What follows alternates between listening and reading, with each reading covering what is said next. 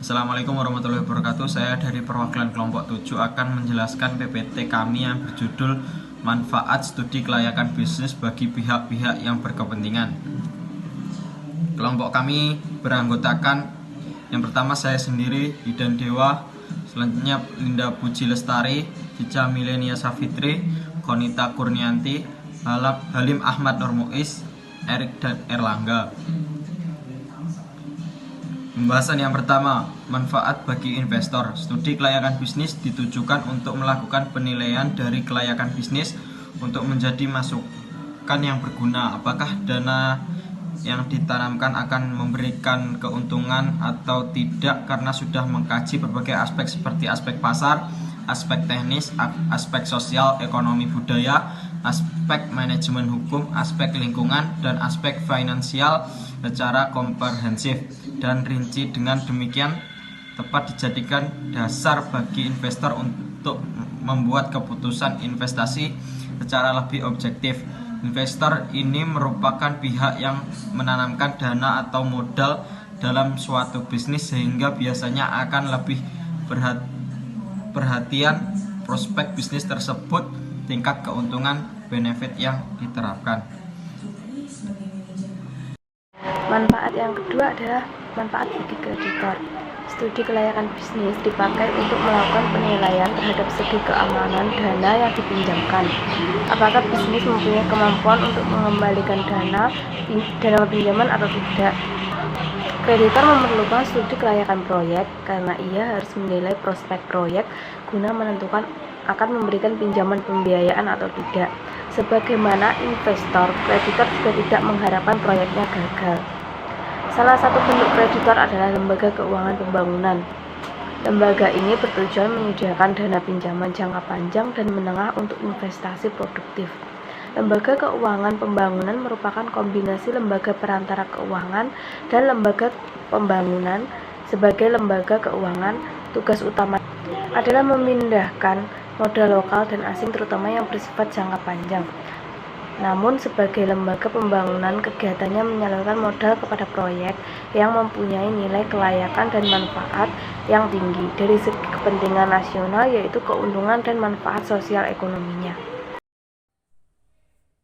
Manfaat studi kelayakan bisnis bagi pemerintah. Studi kelayakan bisnis atau yang bisa disingkat SKB adalah kegiatan terencana yang dilakukan untuk mempelajari secara lebih mendalam mengenai suatu usaha atau bisnis yang akan dijalankan. Usaha tersebut pada akhirnya akan memberikan kepuasan mengenai layak atau tidaknya bisnis tersebut dijalankan. Hal yang paling penting adalah untuk kebaikan kelangsungan kehidupan perusahaan di masa yang akan datang, dan agar tidak ada pihak yang merasa dirugikan dari terlaksananya usaha tersebut. Sebagai contoh, suatu proyek diperkirakan memiliki tingkat probabilitas ekonomi nasional tinggi dibandingkan tingkat probabilitas komersialnya. Dalam hal ini, pemerintah harus memberikan kemudahan fasilitas proyek. Sebaliknya, jika tingkat probabilitas komersial proyek jauh lebih tinggi daripada tingkat probabilitas ekonomi nasional, berarti terlalu banyak dana proyek yang belum dimanfaatkan, maka pemerintah harus mempertimbangkan kembali hal tersebut. Yang selanjutnya yaitu manfaat bagi pelaku usaha.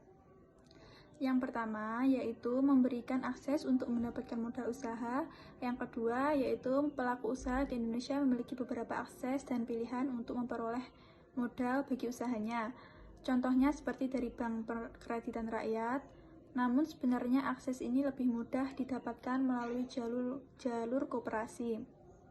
Yang ketiga yaitu mendapat kesempatan untuk mengikuti pelatihan perkembangan usaha agar kualitas produk dan manajemen UKM meningkat.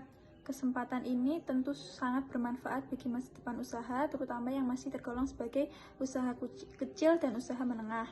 Yang keempat, yaitu menumbuhkan kemandirian, disiplin, dan kerjasama untuk peningkatan finansial bagi anggota usaha UMKM yang bergabung ke koperasi dapat memperoleh manfaat berupa etos kerja seperti kemandirian, disiplin, kerjasama, dan lain-lain saat mengembangkan usaha. Demikian presentasi dari kelompok kami, ada kurang lebihnya kami mohon maaf. Wassalamualaikum warahmatullahi wabarakatuh.